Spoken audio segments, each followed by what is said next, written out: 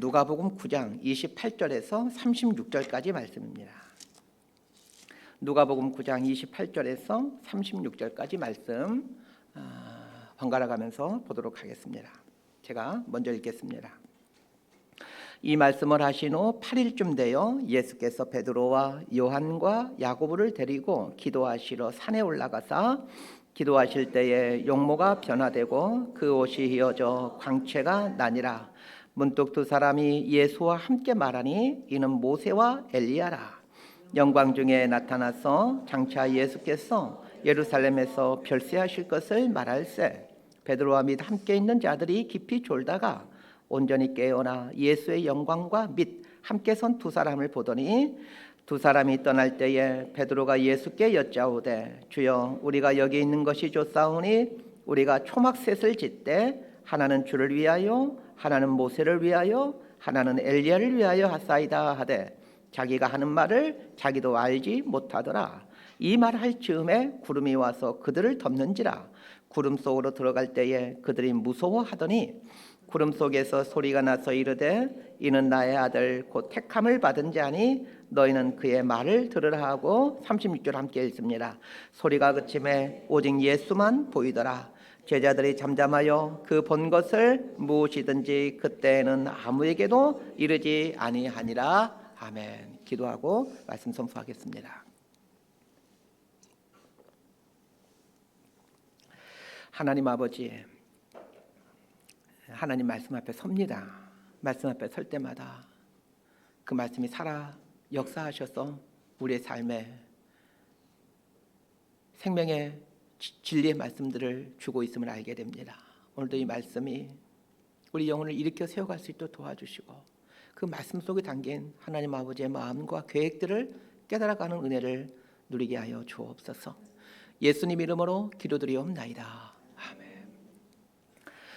체스턴 니미츠 제독이라는 분이 계십니다. 독일계 미국인인데 2차 세계대전 당시 미군 태평양 함대 및 연합군 사령관으로 2차 세계대전을 승리로 이끈 주역입니다. 이 공로로 미 해군 역사상 최초로 오성장군, 원수라고 합니다. 사성장군을 대장이라고 하고 오성장군은 원수라고 하는데 원수가 되는 아주 입지전적의 인물입니다. 미국에서는 오성장군이 되면 평생 현역 대우를 받습니다. 그럼에도 니미츠 제독은 현직에서 물러났을 때 부부가 중고차를 몰고 다녔고 또 주택담보대출을 갚으며 검소하게 살아갑니다. 이분은 신실한 그리스도인이었는데 이분이 나이가 들어가면서 이 기도를 자주 했답니다. 일명 니미츠 제독의 기도라는 기도문입니다. 한번 잘 들어보시길 바랍니다. 제가 늙어가며 말이 길지 않게 해주시고 할 수 없이 어느 자리에 참석했을 때 꼭 한마디를 해야겠다라는 유혹에 빠지지 않게 하시며 늙어가며 불의한 무리를 봤을 때 내 손으로 저들을 응징하리라는 만용에 사로잡히지 않게 해주시고 고민스러울 때 걱정하면서도 침울하지 않게 해주시고 남을 도운 다음에 공치사하지 않게 해주시고 남의 고통을 덜어주는 자비를 허락해 주시고 저도 때때로 실수하는 사람임을 깨닫게 해주시고 마음은 따뜻해도 성자가 되지는 않게 주옵소서. 이 마지막 문구인 성자가 되지는 않게 해주옵소서에 대한 해석이 분분하지만 성자로 추앙받지 않게 해주십시오의 의미로 해석하면 좋을 것 같습니다. 노년이 된 니미츠 제독이 자주 읊조렸던 기조문을 읽다 보면 인격이 성숙해진다는 것 그리고 신앙이 성숙해진다는 것이 어떤 모습인지 그려지게 됩니다. 사람은 호흡이 멈추는 순간까지 성장해야 됩니다. 신앙도 마찬가지입니다. 바른 신앙을 갖고 있다면 계속해서 성장해야만 합니다. 왜 그렇습니까? 생명은 반드시 자란다라는 특징이 있기 때문에 그렇습니다. 호흡을 한다라는 것은 생명이 있다라는 것이고 그러기에 호흡을 하고 있는 한 생명이 있기에 성장해야만 합니다. 기독교 신앙을 갖는다라는 것은 예수님의 생명이 있다라는 것이기에 예수님의 생명이 있기에 신앙생활을 하는 동안은 계속해서 성장해야 됩니다. 아이들이 어릴 때는 아이들 키우는 것이 인생의 중요한 사명 중 하나였는데 지금은 대학생이 되고 고등학생이 되어 아이들 키우는 부담감에서 조금은 자유로워지게 되었습니다. 교회를 처음 개척할 때는 교회를 성장시키는 것을 삶의 중요한 과제로 여기고 줄기차게 달려왔는데 십수년이 지나고 보니 이 부분에서도 많이 자유로워지게 되었습니다. 이런 일련의 과정 속에서 성숙해진다라는 것은 자유로워진다라는 것임을 알게 됩니다. 그러면서 남은 인생 후반부를 어디에 초점을 두고 살아야 될까라는 생각을 하곤 합니다. 특히 요즘과 같은 연말이 되면 이런 생각은 더 빈번해지고 또 더 깊이 있게 생각하게 되어집니다. 그러면서 인생 후반부에 유일한 과제가 있다라면 삶과 신앙이 성숙해지는 것임을 깨닫게 됩니다. 삶과 신앙이 성숙해지는 것을 인생 과제로 삼고 삶과 신앙이 성숙해지는 것을 인생 기쁨으로 여기며 남은 생을 살아야 되겠다라는 생각들을 해보곤 합니다. 지난 시간에 누가복음 9장 18절에서 27절까지를 본문으로 하여 기말고사라는 제목으로 말씀을 선포했습니다. 예수님은 제자들에게 3년간의 훈련을 마치시고 기말고사를 치르십니다. 예수님이 내신 기말고사 시험 문제를 풀어가는 제자를 보면서 제자들이 3년 동안의 훈련을 통해 성장한 것은 무엇인가? 라는 질문을 해보게 됩니다. 제자들은 3년 동안 예수님과 함께 지내면서 또 예수님으로부터 많은 걸 보고 또 배움을 받으면서 나를 누구라 하느냐라는 예수님의 기말 시험 문제에 하나님의 그리스도이십니다라는 답을 할 만큼 성장하였습니다. 예수님에 대한 분명한 신앙 고백을 하는 데까지 3년이라는 적지 않은 시간이 걸렸습니다. 그렇습니다. 예수님에 대한 신앙 고백하는 데까지도 무려 3년이라는 시간이 걸렸습니다. 그 3년이라는 시간은 오로지 예수님과 함께 먹고 자며 함께하는 시간이었다라는 것을 감안해 보면 예수님에 대한 신앙 고백을 하기까지 상당한 시간이 소요된다라는 것을 알게 됩니다. 삶의 성장과 신앙의 성장에는 반드시 시간이 필요합니다. 오늘 본문은 일명 변화산 사건이라는 별명을 갖고 있습니다. 변화산 사건에 대한 설교를 여러분도 수차례 들어봤겠지만 목회자 타이틀을 갖고 설교한 지 30여 년 가까이 되어가는 저도 몇 번이나 이 본문을 갖고 설교하였습니다. 그런데 이번에는 조금 다른 방향에서 이 본문을 보게 되었습니다. 미리 말씀드리지만 오늘 설교가 상당히 어렵습니다. 1초만 다른 생각하더라도 무슨 말하는지 이해가 되지 않을 겁니다. 정신 똑바로 차리고 설교를 듣다 보면 이 변화산 사건에 이런 깊은 의미가 있었구나 라는 깨달음이 오면서 그 예수님 앞에 마음의 무릎을 꿇게 될 겁니다. 설교를 준비하며 어디에 초점을 두고 설교할까 고민하다가 예수님께서 변화산에서 변모하시는 모습을 제자들에게 왜 보여주시는가? 여기에 초점을 맞추기로 했습니다. 잘 아는 본문이니 여러분도 먼저 답을 좀 해보시길 바랍니다. 스스로에게 답을 해보세요. 예수님께서 변화산에서 변모하시는데 이것을 제자들에게 보여주시는 목적이 무엇입니까? 이제 각자가 스스로에게 답을 먼저 해보시길 바랍니다. 이 질문에 답을 해보신 후 설교를 들으시길 바랍니다. 적지 않은 목사님들이 변화산 사건을 설교하면서 기도하면 광채가 난다라는 것에 초점을 맞추어 설교를 하곤 합니다. 이런 설교에 익숙하다 보니 성도님들은 기도원에 가서 기도하고 내려오신 분들에게 덕담 비슷하게 얼굴에 광채가 난다라는 말을 하곤 합니다. 변화산 사건이 기도하면 광채가 난다라는 교훈을 주기 위한 본문일까요? 자, 28절 말씀 우리 함께 읽도록 하겠습니다. 시작. 이 말씀을 하신 후 8일쯤 되어 예수께서 베드로와 요한과 야고보를 데리고 기도하시러 산에 올라가사. 오늘 본문에 보면 예수님께서 변화산에 올라가신 이유를 말씀해 주고 있습니다. 기도하시러 산에 올라갔다 이렇게 말하고 있습니다.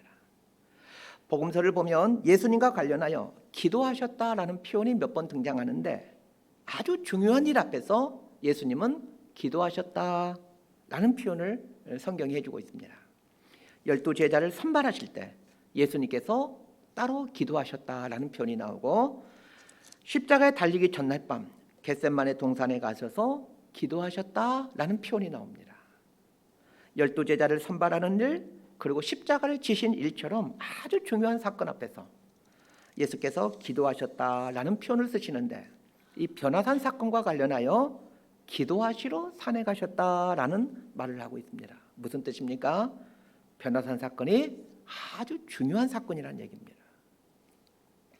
변화산 사건에 대한 이야기를 시작하면서 누가복음의 저자인 누가는 이 말씀을 하신 후라는 말로 시작하고 있습니다. 자, 여기서 말하는 이 말씀은 무슨 말씀입니까? 지난 시간 본문 말씀입니다. 나를 누구라 하느냐? 하나님의 그리스도이십니다. 인자가 많은 고난을 받고 장로들과 대제사장들과 서기관들에게 버림받아 죽임을 당하고 제3일에 살아나야 하리라. 아무든지 나를 따라오려거든 자기를 부인하고 날마다 제 십자가를 지고 나를 따를 것이니라.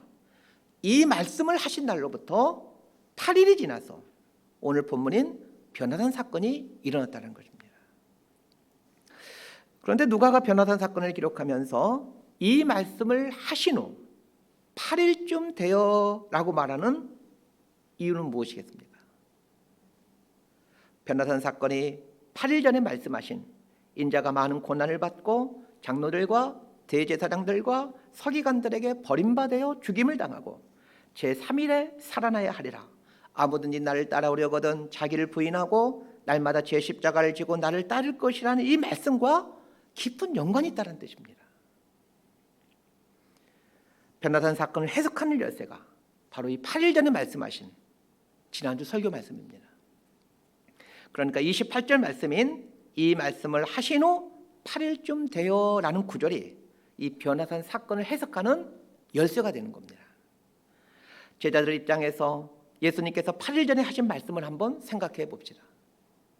예수님이 고난을 당하고 죽임을 당한다라는 말씀과 예수님을 따르려거든 자기를 부인하고 날마다 죄 십자가를 지고 따라야 된다라는 말씀은 제자들에게는 너무나도 충격적인 말씀이었습니다. 예수님 한 분 바라보고 가정도 버리고 직업도 버리고 3년간 예수님 따라다녔는데 이제 와서 예수님이 고난을 당하고 죽임을 당한다라고 말씀하십니다. 더군다나 나를 따라오려거든 자기를 부인하고 자기 십자가를 져야 된다라고 말씀하시니 제자들이 얼마나 충격적이겠습니까?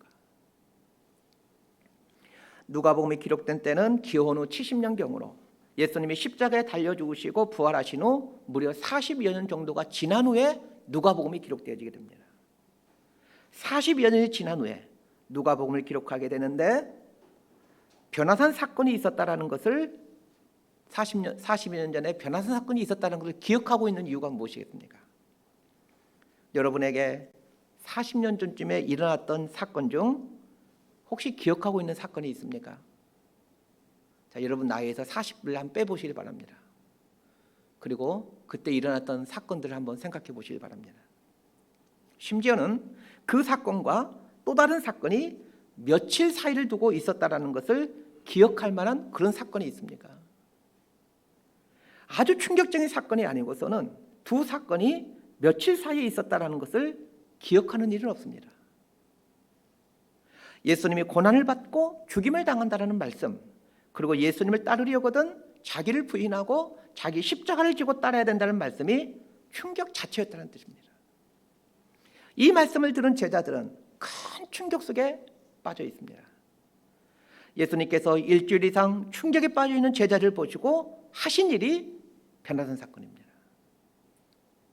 예수님께서 베드로와 요한과 야고보를 데리고 산에 오르십니다. 이 산을 가리켜 우리 기독교인들은 변화산이라고 하는데 사실 변화산이라는 이름을 갖고 있는 그런 산은 없습니다. 이 산에서 예수님의 모습이 변화되셨기에 변화산이라고 부르는 것뿐입니다. 학자들에 의하면 변화산은 갈릴리에 있는 다볼산이거나 혹은 헐몬산일 것으로 보고 있습니다. 변화산이 다볼산인지 헐몬산인지 그건 하나도 중요하지 않습니다. 여기서 일어난 일의 의미가 무엇이냐가 이 변화산 사건의 핵심입니다. 대부분의 기독교인들이 변화산 사건을 생각하면 예수님의 용모가 변화하셨고 얼굴에는 광채가 났고 모세와 엘리야와 함께 이야기하셨다, 이걸 생각을 합니다. 그러나 정작 예수님의 얼굴에 광채가 난 것, 그리고 모세와 엘리야와 이야기하신 내용에 담긴 의미가 무엇인지에 대해서는 알려고 하질 않습니다. 혹 까먹었을까 봐 다시 말씀드립니다. 변화산 사건을 해석하는 열쇠는 8일 전에 말씀하신 인자가 고난을 받고 죽임을 당하고 제3일에 살아나야 하리라. 아무든지 나를 따르려거든 자기를 부인하고 날마다 제 십자가를 지고 나를 따를 것이니라. 이 말씀을 기억하면서 이 변화산 사건을 해석해야 된다라고 말씀드렸습니다. 자, 29절 말씀을 우리 함께 읽도록 하겠습니다. 시작. 기도하실 때에 용모가 변화되고 그 옷이 휘어져 광채가 나더라. 이 구절을 보면서 성경에 대한 지식이 있는 분들이라면 구약의 한 사건이 생각나야 됩니다. 자, 무슨 사건이 생각이 납니까? 힌트를 드리겠습니다. 산에 올랐는데 용모가 변화되고 광채가 났다가 힌트입니다. 누가 떠오르십니까? 모세가 떠오르실 겁니다. 출애굽기 34장 29절과 30절 말씀 함께 읽습니다. 시작. 모세가 그 증거의 두 판을 모세의 손에 들고 시내산에서 내려오니 그 산에서 내려올 때에 모세는 자기가 여호와와 말하였으므로 말미암아 얼굴 피부에 광채가 나나 깨닫지 못하였더라. 아론과 온 이스라엘 자손이 모세를 볼 때에 모세의 얼굴 피부에 광채가 남을 보고 그에게 가까이 하기를 두려워하더니 모세가 시내산에서 하나님을 만나 십계명 돌판을 받으며 하나님과 이야기를 나눕니다. 그러자 모세의 얼굴 피부에 광채가 납니다. 그런데 모세의 얼굴에 광채가 났듯이 예수님께서 변화산에 올라 기도하시자 용모가 변화되고 얼굴에 광채가 납니다. 예수님의 용모가 변하시고 얼굴에 광채가 나는 것은 이 출애굽기의 모세를 생각나게 합니다. 예수님의 용모가 변화되시고 얼굴에 광채가 나는 것을 제자들에게 보여주신 이유는 출애굽기의 모세를 생각하도록 하기 위함입니다. 모세가 누구입니까? 이스라엘 백성들을 애굽에서 구원해낸 구원자입니다. 그래서 모세 하면 자동적으로 구원자라고 답을 하셔야 됩니다. 한번 해보도록 하겠습니다. 모세. 제가 모세하면 구원자라고 답을 하셔야 됩니다. 하나님은 모세가 이스라엘 백성들의 구원자라는 것을 분명하게 이스라엘 백성들에게 알려주시고 말씀해 주시기 위해 모세를 시내산에 올라오게 하신 후 그의 얼굴에 광채가 나게 하십니다.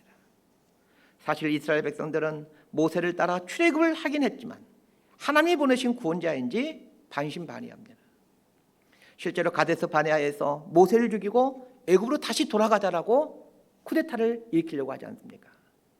하나님께서 급하게 개입하셔서 모세를 죽지 않게 하셨지만 여차하면 모세가 죽임을 당할 뻔했습니다. 이처럼 출애굽한 이스라엘 백성들은 모세를 자신들의 구원자인 것에 대해서 의심했었습니다. 그러다가 가나안 땅을 점령하고 난 이후에야 모세가 하나님께서 보내신 구원자였구나를 확실하게 믿게 됩니다. 마찬가지입니다. 모세가 이스라엘의 구원자인 것처럼 하나님은 예수님이 온 인류의 구원자이시라는 것을 말씀해 주기 위해 예수님의 용모를 변화시켜 주십니다. 그런데 예수님 옆에 모세와 엘리야가 등장합니다. 왜 모세와 엘리야가 등장해서 예수님과 이야기하는 것입니까? 모세는 예수님이 오기 전 1400년 전에 활동했던 사람이고 엘리야 선지자는 예수님보다 800년 전에 활동했던 사람입니다. 왜 하필 모세와 엘리야가 예수님 앞에 나타나 예수님과 이야기하는 것입니까? 모세와 엘리야가 나타나 예수님과 대화했다라는 것이 아주 중요합니다. 자, 모세. 제가 모세하면 뭐라고 답을 해야 된다고 그랬어요? 구원자라고 답을 해야 된다고 했잖아요. 금방 까먹으시면 안 됩니다. 모세는 구원을 말해주는 사람입니다. 예수님 앞에 모세가 나타나는 것은 예수님이 구원자라는 것을 말해주기 위함입니다. 그런데 엘리야가 나타난 이유는 무엇입니까? 지금부터 제가 엘리야 하면 심판과 종말. 이렇게 말씀해 주시길 바랍니다. 엘리야, 모세가 구원을 말해주는 사람이라면 엘리야는 심판과 종말을 말해주는 사람입니다. 자, 엘리야가 심판과 종말을 어떻게 말해주고 있는지 우리 말라기서, 구약성경의 맨 마지막 성경이죠. 말라기 4장 5절과 6절 말씀을 보도록 합니다. 참고로 말라기 4장 5절과 6절은 구약성경 중에서도 맨 마지막 말씀이 말라기 4장 5절과 6절 말씀입니다. 자, 함께 읽습니다. 시작. 보라, 여호와의 크고 두려운 날이 이르기 전에 내가 선지자 엘리야를 너희에게 보내리니 그가 아버지의 마음을 자녀에게로 돌이키게 하고 자녀들의 마음을 그들의 아버지에게로 돌이키게 하리라. 돌이키지 아니하면 두렵건대 내가 와서 저주로 그 땅을 칠까 하노라 하시니라. 말라기는 엘리야보다 400년 이후에 오게 된 선지자이죠. 그런데 이 말라기서에 뭐라고 나와 있냐면, 자, 여기 나오는 크고 두려운 날이란 심판, 종말을 말합니다. 실제로 엘리야 선지자는 북이스라엘에서 활동할 당시에 아방의 악행을 지적하면서 하나님의 심판을 줄기차게 외쳤던 사람입니다. 그리고 정말로 3년 동안이나 비가 오지 않게 되는 심판을 내리게 하죠. 그래서 엘리야는 심판과 종말 이렇게 이해하시면 됩니다. 구원을 의미하는 모세와 심판과 종말을 의미하는 엘리야 선지자가 나타나 예수님과 대화합니다. 그런데 이 세 분이 무슨 대화를 하십니까? 자, 31절 말씀 함께 읽습니다. 시작. 영광 중에 나타나서 장차 예수께서 예루살렘에서 별세하실 것을 말할세. 우리가 사용하고 있는 이 개역개정 성경은 모세와 엘리야와 예수님이 예루살렘에서 별세하실 것에 대해서 말했다, 그렇게 번역되어지고 있습니다. 이분들의 대화의 주제는 예수님의 별세였습니다. 자, 그런데 이 별세하실 것이라는 번역이 조금은 좀 어색하고 부족한 감이 있습니다. 다른 성경 번역본들을 보도록 하겠습니다. 우리 표준 세번역 성경에서는 어떻게 이 별세라는 부분을 어떻게 번역하고 있는지 한번 함께 읽어보십시다. 시작. 그들은 영광에 쌓여 나타나서 예수께서 예루살렘에서 이루실 일, 곧 그의 떠나가심에 대하여 말하고 있었다. 표준 세번역 성경은 예루살렘에서 이루실 일, 곧 그의 떠나가심에 대하여 말하였다, 이렇게 번역되어 있습니다. 자, 바른 성경 번역본도 함께 읽어보도록 하겠습니다. 시작. 그들은 영광 중에 나타나서 예수님의 죽으심, 곧 그분께서 예루살렘에서 성취하시는 일에 대하여 말하고 있었다. 바른 번역 성경은 성취하시는 일이라고 번역되어 있습니다.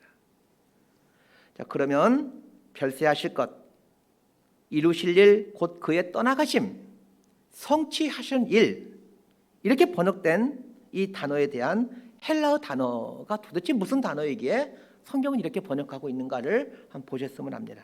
이 부분에 대한 헬라어 단어는 우리에게 너무나도 익숙한 단어입니다. 제 앞에 나와 있는 저 단어가 헬라어 단어인데 제가 한번 읽어보겠습니다. 엑소도스라고 있습니다.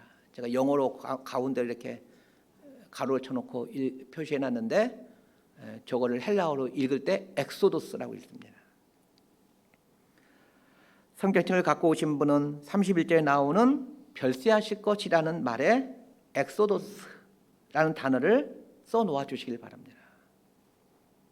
자, 엑소도스라는 단어는 무슨 뜻입니까? 출애굽이라는 뜻입니다. 출애굽기를 엑소도스라고 합니다. 그러니까 원문 그대로 직역하면 31절은 그들이 예수께서 예루살렘에서 행하실 일, 즉 출애굽을 말하고 있었다, 이렇게 되는 겁니다. 모세와 엘리야와 예수님이 대화하신 것은 예수님이 예루살렘에 올라가셔서 행하실 일이었는데 그 일이란 출애굽시키는 일이었습니다. 그런데 예수님께서 8일 전에 예루살렘에 가서 무슨 일을 겪게 된다라고 제자들에게 말씀하셨습니까? 고난을 받고 죽임을 당하고 제3일에 살아나야 된다라는 말씀을 하셨습니다. 그리고 그 이 말씀 때문에 제자들이 지난 며칠째 지금 충격에 빠져 있습니다. 그렇다면 이제 정리가 조금 되실 겁니다. 예수님께서 예루살렘에 가서 고난을 받고 죽임을 당하고 제3일에 살아나는 일이 인간을 출애굽시키는 일, 즉 구원시키는 일이라는 것입니다. 예수님께서 왜 세 제자를 데리고 변화산에 올라가 변모하시고 모세와 엘리야와 대화하는 것을 보여주시는지 이제 이해가 되실 겁니다. 제자들은 8일 전에 예수님이 예루살렘에 올라가 고난을 당하고 십자가에 달려 죽임을 당한다는 말씀을 듣고는 8일 동안이나 충격에 빠져 있었습니다. 그런데 예수님께서 세 제자를 데리고 변화산에 가셔서 용모가 변하시고 얼굴에 광채가 나게 하시고 그리고 모세와 엘리야와 대화하는 것을 보여주심으로 예수님이 고난을 당하시고 십자가에 달려 죽는 사건이 출애굽, 구원시키는 사건임을 깨닫도록 해주시는 겁니다. 그러면 질문이 생길 겁니다. 예수님의 고난과 십자가 사건이 출애굽 사건, 즉 인간을 구원하는 사건이라면 모세만 등장해도 되지 않겠습니까? 라는 질문입니다. 자, 또 해봅시다. 엘리야, 심판과 종말입니다. 엘리야는 심판과 종말을 의미한다고 말씀드렸습니다. 엘리야 선지자까지 나타나서 예수님과 대화하시는 것은 예수님의 십자가 사건이 인류를 향한 심판 사건이요 종말 사건임을 말해주기 위함입니다. 정말로 예수님의 십자가 사건은 예수님을 믿는 사람들에게는 출애굽, 구원 사건이 되지만 그러나 예수님을 거부하는 사람들에게는 심판과 종말 사건이 됩니다. 위에서 말한 내용들이 십자가와 구원에 대한 우리 기독교 복음의 핵심적인 이야기들이지만 조금 어려운 신학적인 내용들입니다. 그래서 이해하기가 쉽지 않은 분들이 있을 겁니다. 그러나 걱정하지 마시길 바랍니다. 예수님의 핵심 제자인 세 제자조차도 변화산 사건을 직접 보면서도 이 사건에 담긴 깊은 의미를 알지 못합니다. 자, 32절과 33절 말씀 함께 읽습니다. 시작. 베드로와 및 함께 있는 자들이 깊이 졸다가 온전히 깨어나 예수의 영광과 및 함께 선 두 사람을 보더니 두 사람이 떠날 때에 베드로가 예수께 여짜오되 주여 우리가 여기 있는 것이 좋사오니 우리가 초막셋을 쥐때 하나는 주를 위하여 하나는 모세를 위하여 하나는 엘리야를 위하여 하사이다 하되 자기가 하는 말을 자기도 알지 못하더라.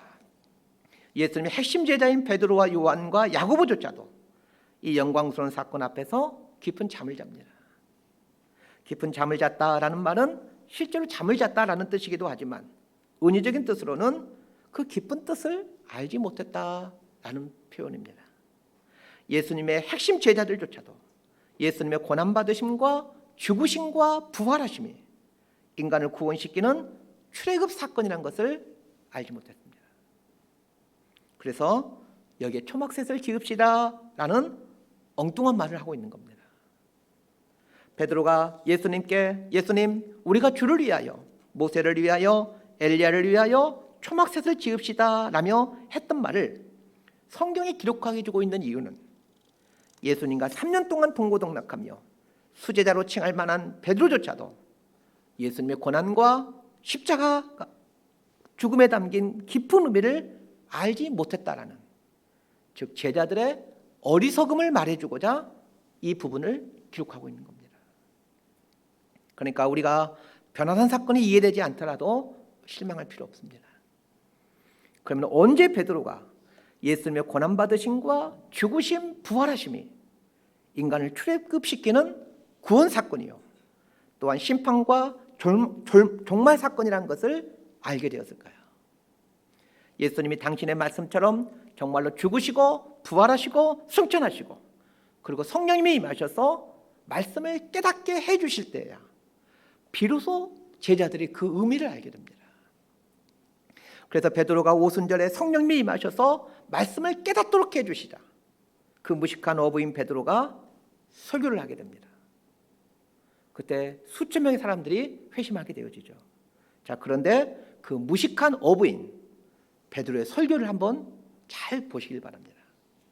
베드로가 첫 번째로 했던 설교가 사도행전 2장 14절부터 36절까지입니다. 자, 여러분 성경책을 가지고 오신 분들은 성경책을 펴시길 바랍니다. 제가 성경책을 펼 수 있는 시간을 드리려고 합니다.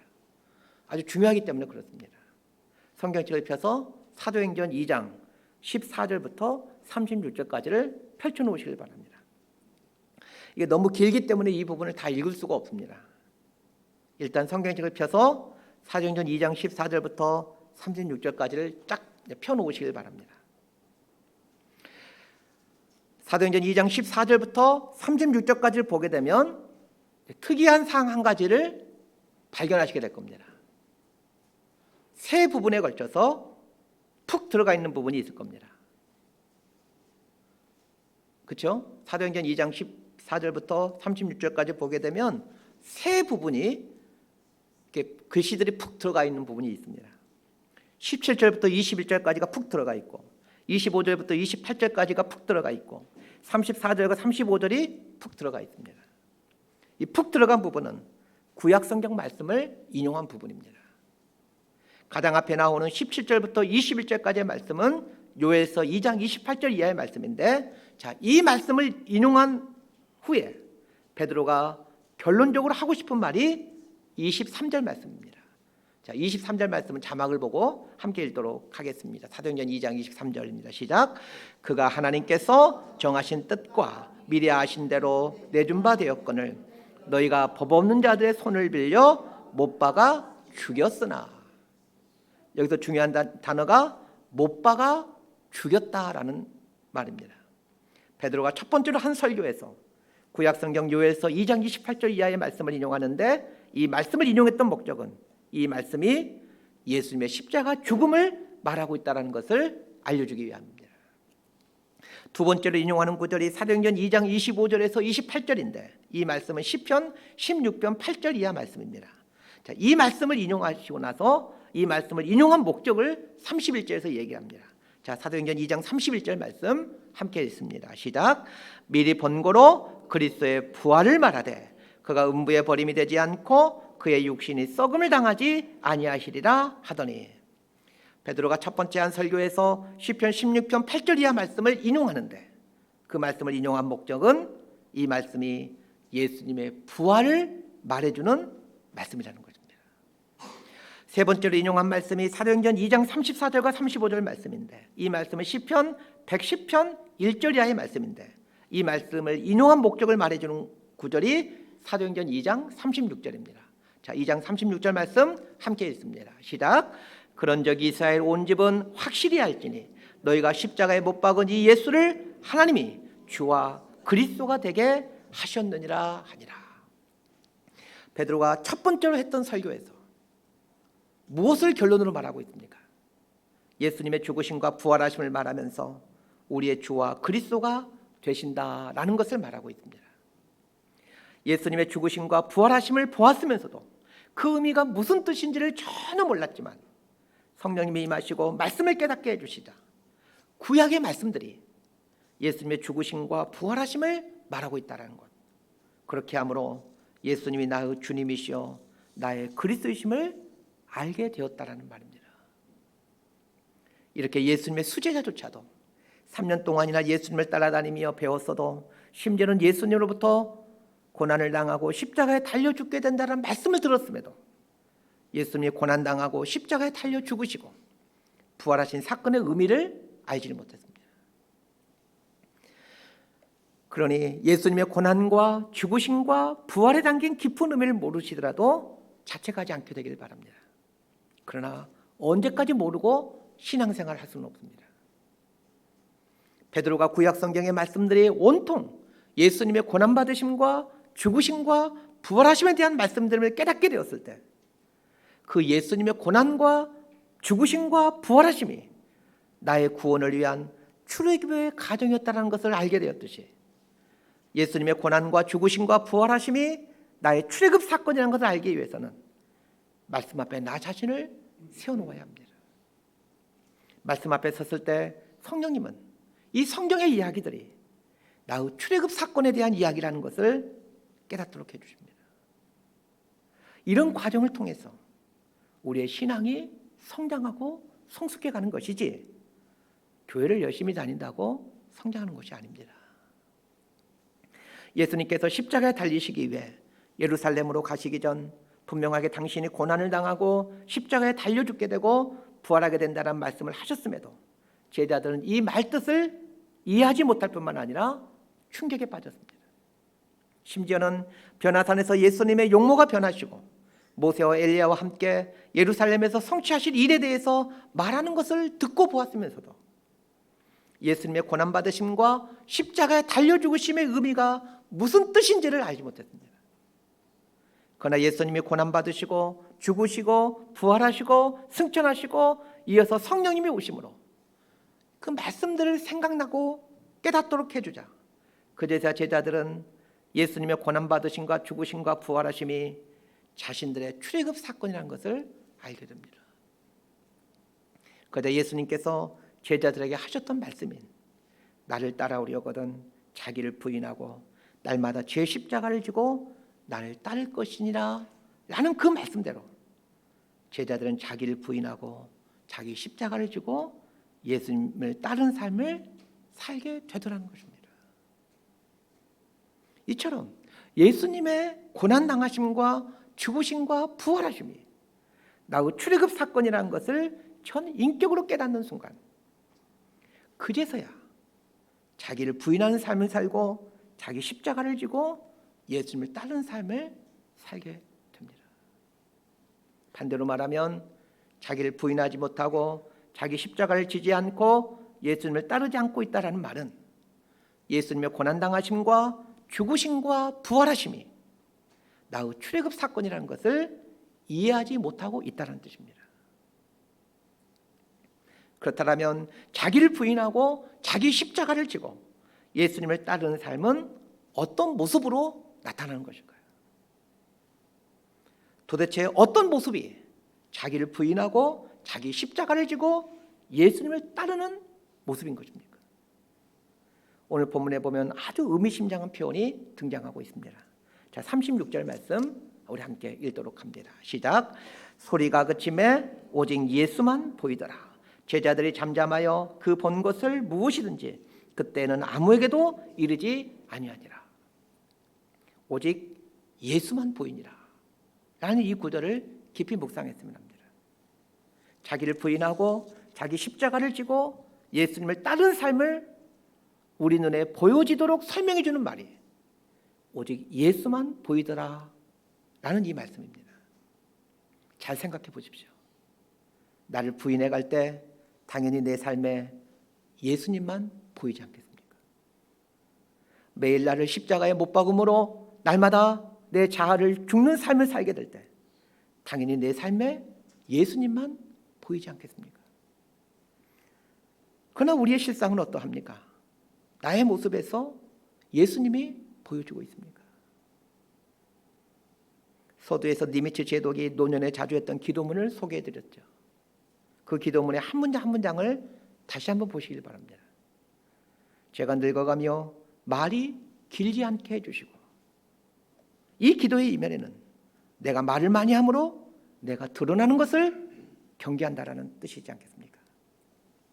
할 수 없이 어느 자리에 참석했을 때 꼭 한마디를 해야겠다라는 유혹에 빠지지 말게 해달라는 기도 이면에는 나라는 사람이 부각되는 것을 경계한다라는 뜻이지 않겠습니까? 불의한 무리를 봤을 때 내 손으로 저들을 응징하리라는 만용에 사로잡히지 않게 해주시고라는 기도의 이면에는 내 힘을 드러내는 것을 경계한다라는 뜻이지 않겠습니까? 남을 도운 다음에 공치사하지 않게 해주시고라는 기도의 이면에는 나를 드러내고 싶은 마음을 경계한다라는 뜻이지 않겠습니까? 달리 말하면 내 삶에 내가 보이지 않고 오직 예수만 보이게 하는 삶을 살겠다는 기도였습니다. 우린 예배 때마다 사도신경을 고백함으로 우리는 방금 전에 예배 앞부분에서 사도신경을 고백했죠. 그 사도신경을 고백함으로 본디오 빌라도에게 고난을 받아 라는 이 구절을 고백함으로 예수님의 고난당하심을 고백했습니다. 또한 십자가에 못 박혀 죽으시고 라고 고백함으로 예수님의 죽으심을 고백했습니다. 또한 사흘 만에 죽은 자 가운데서 다시 살아나셨으면 하고 고백함으로 예수님의 부활하심을 고백했습니다. 그러나 이 고백들이 나의 출애굽 사건, 나의 구원 사건이라는 그 깊은 의미를 알지 못하는 것 같습니다. 만약 사도신경의 이 고백들이 나의 출애굽 사건, 나의 구원 사건임을 알게 된다면 우리는 자기를 부인해가는, 또한 자기 십자가를 지는 삶을 살아감으로 오직 예수님만 드러내는 삶을 살 것입니다. 말씀 정리합니다. 예수님은 변화산에서 영광스럽게 변모하시고 모세와 엘리야와 함께 이야기하시면서 예루살렘에서 죽으실 것을 말씀하신 후 실제 예루살렘에서 죽으심으로 우리의 출애굽 사건, 구원 사건을 성취해 가십니다. 재미있는 것은 제자들은 분명 변화산에서 예수님의 고난당하심과 죽으심과 부활하심이 자신들의 출애굽 사건, 구원 사건을 성취하는 사건이라는 것을 듣고 보았음에도 변화산에서 내려와 예루살렘으로 이 일을 성취하러 가시는 예수님과 함께 동행하면서 제자들은 아주 어처구니 없는 일을 행하게 됩니다. 누가복음 9장 46절 말씀을 함께 읽도록 하겠습니다. 시작. 제자 중에서 누가 크냐 하는 변론이 일어나니. 변화산에서 예수님이 영광스럽게 변모하시는 것과 모세와 엘리야가 나타나 예수님의 고난당하심과 죽으심이 우리를 위한 출애굽 사건의 시작과 완성이라는 것을 들었으면서도 심지어는 하나님께서 오직 예수님만 보이시게 해주심으로 구원받은 하나님의 자녀들의 삶이 오직 예수님만 드러나게, 예수님만 보이게 하는 삶이라는 것을 분명히 보았으면서도 그들은 변화산에서 내려온 지 며칠 지나지 않아 누가 크냐라는 논쟁을 하며 자신을 드러내는 일에 몰두하므로 예수님만을 보여지게 하는 자기 부인의 삶, 자기 십자가를 지는 삶을 팽개쳐 버립니다. 이 어리석은 제자들의 모습은 영락없는 저와 여러분의 모습입니다. 그럼에도 한탄하지 마십시다. 이 어리석은 제자들을 결국 우리 주님께서 끝까지 사랑하심으로 예수님만을 온전히 드러내는 믿음의 사람으로 세워가시지 않습니까? 우리의 삶도 신앙도 예수님께서 이렇게 성숙시켜 가실 것입니다. 단 조건이 있습니다. 예수님이 나의 구원자이시오 나의 왕이심을 고백하며 그분이 하신 말씀에 귀를 기울이며 살아가야 합니다. 그때 우리의 삶은 점점 향기나는 그리스도인으로, 예수님을 보이게 하는 그리스도인으로 성숙해 가게 됩니다. 이런 복을 누리며 사는 저와 여러분이 되기를 진심으로 소망하고 축복합니다. 기도하겠습니다. 주님, 주님의 고난당하심과 죽으심, 부활하심이 나의 출애굽 사건의 시작과 끝임을 알게 됩니다. 주님의 고난당하심과 죽으심과 부활하심이 결국은 내 삶을 자기를 부인해가는 자리로 내가 져야 될 십자가를 지게 하는 수준으로 이끌어 가게 된다는 것을 알게 되었습니다. 그래야 결국은 오직 예수님만 드러내는 인생으로 세워간다는 것을 오늘 말씀을 통해서 배웁니다. 먼지만도 못한 인간이 할 줄 아는 거라고는 죄 짓는 것밖에 모르는 죄덩어리가 하나님의 존귀하신 독생자인 예수님을 드러내는 존귀한 자로 변화되어가는 이 신앙의 신비를 깨닫게 하시고 남은 인생 사는 동안 오직 예수님만을 드러내는 하나님의 백성으로 살아가는 것을 인생 목표로 삼고 내 안에 계신 예수님을 드러내며 사는 기쁨이 얼마나 크고 놀라운지를 경험하며 살아가는 이런 은총을 누리며 사는 저희 모두가 되게 하여 주옵소서. 예수님 이름으로 기도드리옵나이다.